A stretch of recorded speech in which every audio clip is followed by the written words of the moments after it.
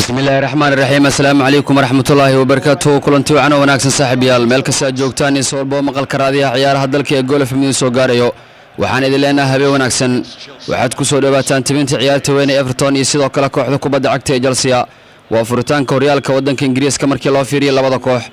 wax walba waxaan ka bilaabi doonaa shaaxa labada naadi kooxda kubadda cagta ee Everton goolaha Jordan Pickford ayaa goolka ugu jira halka ciyaartooyga difaaca yihiin ninka lagu magacaabo James Roweski Yaramina Ben Gavrey ciyaartooyda kale ee dhaxda waa Nathan Pearson ninka la yiraahdo Abdullahi Dikore El Kasawabi iyo sidoo kale Vitali Moikolok ninka la yiraahdo Andre Jordan iyo Tawid Nile ciyaartooyga la yiraahdo Damian Gray ayana u tuuran kooxda hogaamiye tababar Fran Labat dhanka iyo kooxda kubadda cagta ee Chelsea goolaha Edward Mendy Khalid Koulibaly Thiago Silva Cesar Azpilicueta Ben Chilwell fiican waa kana markaan Chilwell laakiin waa laga diiday kubadda penalty ayaa saaxiib yaa laga dhigay kooxda kubadda cagta ee Everton ayaa saaxiib yaa penalty waqtigan laga dhigay garsoore Craig Dawson waxa uu leeyahay kubaddan waa penalty laakiin dib ayaa loo fiiri doonaa aaladda wax caabisa ee marka la fiiriyo farka in la kala tuuro ayaa waqtigan marka la fiiriyo uu muujinayaa garsoorka ama kubaddii dib loo soo celiyaba Chilwell ayaa saaxiib yaal qalad waqtigan lagu galay waana marka la fiiriyo kubaddan penalty hadii mar ay u bilaabato kooxda kubadda cagta ee Chelsea waa ay marka la fiiriyo gool kale ayaa laga soo karaa Jorginho ayaa kubaddan tuuri kara hadii la saxo ama marka la fiiriyo penalty-gan toos loo inkastoo garsoorku uu muuqdo mid toos u ansixinaya isla markaana farxataan aad doonin waxa uu baahdo ayaa badil loo aadaa marka la fiiriyo kubadda in uu garsoorka uu helo caawin laakiin tan way iska cadahay sida waqtigan garsoorku uu ku meel adeegayo Yaramina ayaana kaar digniina marka la fiiriyo la siiyay waa kii ugu horeeyay ciyaartan saaxiib yaa la bixiyo Jorginho oo gool badan oo caadi aan dhalin oo rigoorada marka la fiiriyo quuta ayaa saaxiib yaal Chelsea ugu taagan waana mid kamid ah kuwa ugu badan ee dunida ee rigoorayaasha ku guuleysta ee shabaqa marka la fiiriyo kurida inkastoo aan meesha laga saari karin goolaha Jordan Pickford oo ah goolaha cajiib ah goolaha qaranka Ingiriiska waxa laga doonayaa inuu iska dhiciyo wiilka Talyaaniga u dhashay waa sal arki doonaa wax walba oo marka la fiiriyo halkan ka yimaada Jordan Pickford iyo sidoo kale Jorginho ayaa saaxiib yaal sheekada taagan tahay Jordan waxa uu rabaa inuu qabto sidoo kale Jorginho waxa uu rabaa inuu dhaliyo garsoorka ayaa laga sugayaa inuu yeeriyo seeriga Jorginho asaga ayaa saaxiib yaal Chelsea u tuuri doona goolkan penalty-ga ah Jorginho garsoorka waa ku dhawaaqay waqtigan muxuu sameey karaa waa kana markaan Jorginho ogaanka ayaa saaxiib yaal Chelsea u qabatay ciyaarta Chelsea 1 Everton 0 Jorginho gives Chelsea the lead and Everton will feel very hard done by having played so well for 53 minutes they go behind. Well, even if Jordan Pickford goes the right way, I'm not sure he's stopping it. It's right in the corner. Fabulous penalty from Jorginho. Really cool.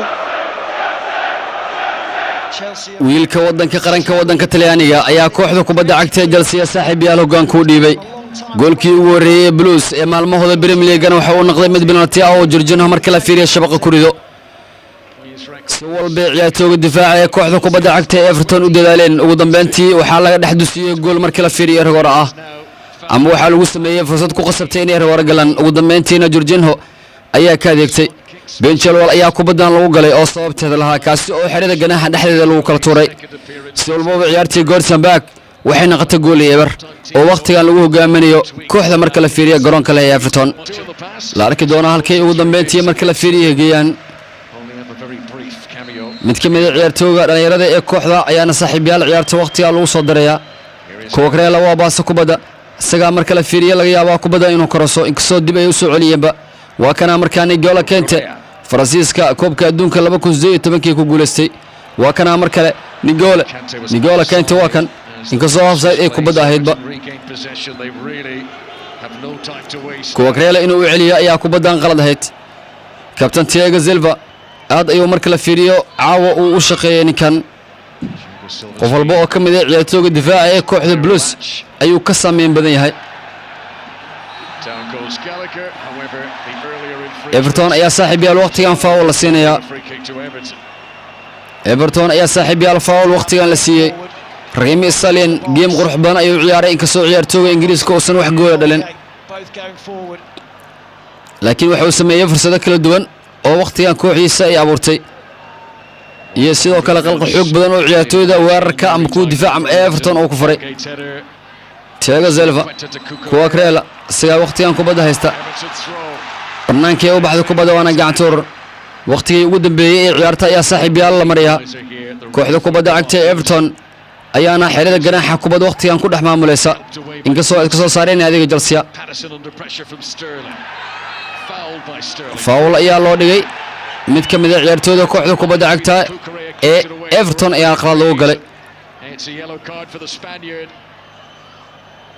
Chelsea Bilson ayaa saaxiibayaal u soo tuuran doona. Kukrela Khalid Koulibaly iyo sidoo kale Raheem Sterling iyo ciyaartooyga lagu magacaabo Armando Brojo waxay ciyaareen kulankoodii ugu horeeyay ee marka la fiiriyo kooxdooda cusub. halka Ben Chilwell uu asna qaatay waqti. wala soo galiyay kubadda maxay iman kara laakiin maya. Edouard Mendy ciyaartooyga gacmaha badbaadada ee kooxda kubadda cagta ee Chelsea ayay kubadda u gashay gacanta. way soo ilaatay saaxiibayaal Chelsea iyo sidoo kale kooxda kubadda cagta ee Everton. gool ibar kooxda Chelsea ayaa ku adkaatay. Everton waxay la kulantay guuldaradii ugu horeysay horyaalka waddanka Ingiriiska ee Premier League.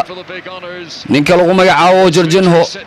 ayaa siiyay goolkan waxaana uu ahaa mid marka la fiiriyo penalty ah. goolka waxaa lagu galay ama qaladkan waxaa lagu galay ninka lagu magacaabo Ben Chilwell waxaana gool u bedelay ninka la yiraahdo Jorginho. guudaan saaxiibayaal tabantii tooska ahayd ciyaartii Everton iyo sidoo kale kooxda kubadda cagta ee Chelsea. wanaga inta dhanka farsamada waxa uu saaxiibkii Sharmaake anigoo Absalaan Cadaa idin tabinaya tan iyo 10 cinkan oo kala ah nabadgelyo.